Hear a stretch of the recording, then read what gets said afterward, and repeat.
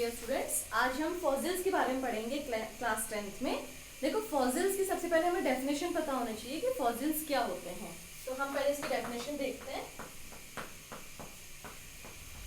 So fossils are the dead remains of living organisms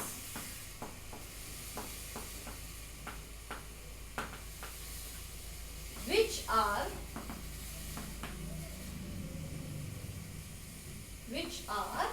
preserved under mud from a long period। देखो बेटा, ये English में आपको definition बताई गई है कि एक्चुअली फॉसिल्स क्या होते हैं। फॉसिल्स हमारे डेड रिमेन्स होते हैं किसी भी लिविंग ऑर्गेनिज्म के। जब भी कोई लिविंग ऑर्गेनिज्म की डेथ हो जाती है तो वो डेड हो जाता है, ठीक है। तो रिमेन्स का मतलब होता है अवशेष।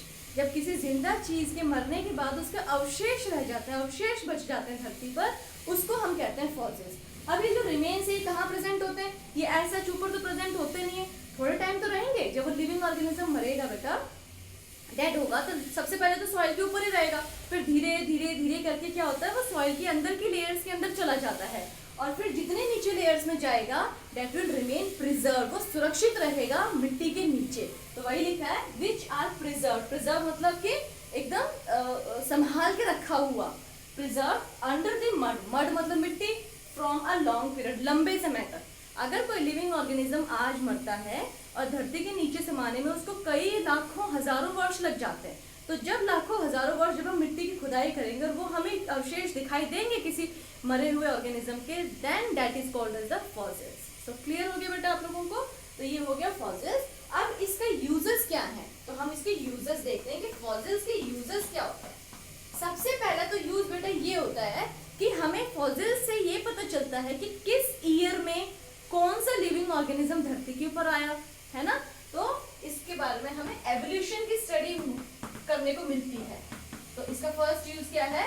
एवोल्यूशन स्टडी में यूज आते हैं फॉसिल्स, ताकि हमें ये पता चले आज हम इस युग में जन्मे हैं, इस युग में जीवे, लेकिन हमें ये नहीं पता कि पिछले जो करोड़ों हजारों साल जो पहले जो लिविंग ऑर्गेनिजम्स आए थे वो कैसे थे दिखने में। तो अगर हमें उनके अवशेष मिलते हैं तो हम उनकी इजीली पहचान कर सकते हैं कि भाई इस टाइप के लिविंग ऑर्गेनिज्म इस समय पे आए थे धरती पे। तो ये इसका सबसे मेन यूज है, ठीक है। और दूसरा है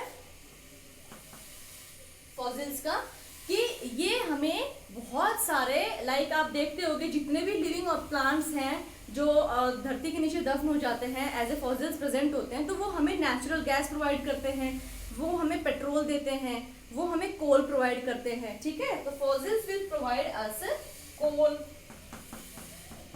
पेट्रोलियम, नेचुरल गैसेस। तो ये सारी चीजें हमें कहाँ से मिलती हैं?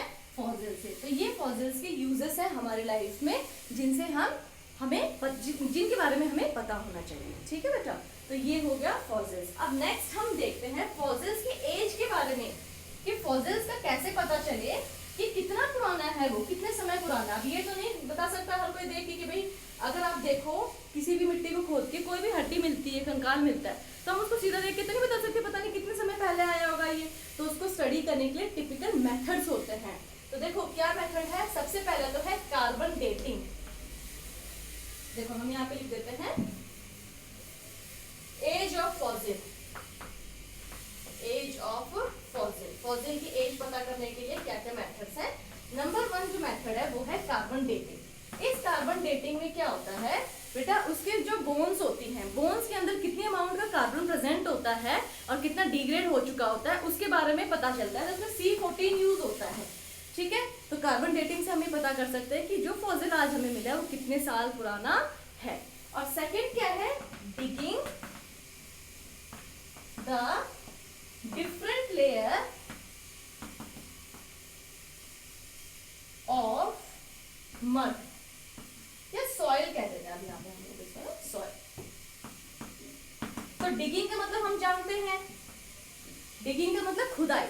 जब हम खोदते हैं मिट्टी को, तो ध्यान से सुनना इस बात को, जब मिट्टी की जो ऊपर परत होती है उसको हल्का सा हटाते हैं, जो कंकाल मिलेगा या जो हड्डियों का ढांचा मिलेगा उससे आप बता सकते हो कि ये ऑर्गेनिज्म तो भी कुछ दिनों पहले ही मरा होगा, तभी ऊपर ही दिखाई दिया।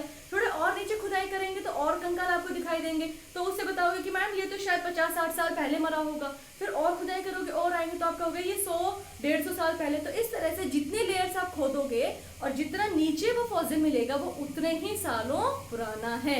जो सबसे टॉप लेयर में पाया जाएगा, जैसे यहाँ पे टॉप लेयर है सॉइल की, यहाँ पे अगर कोई हड्डियों का ढांचा मिला तो ये आपका रिसेंट है, ये रिसेंट ऑर्गेनिज्म जो अभी मरा है। और नीचे लेयर में कोई पाया जाएगा तो वो कुछ 50 ईयर्स बैक होगा, और नीचे कुछ पाया जाएगा वो 100 ईयर्स बैक होगा, और नीचे कुछ पाया जाएगा वो 1000 ईयर। तो ठीक है, तो जितना हम नीचे जाएंगे लेयर्स के सॉइल के उतना ही हमें पता चलेगा कि फॉसिल कितना पुराना है।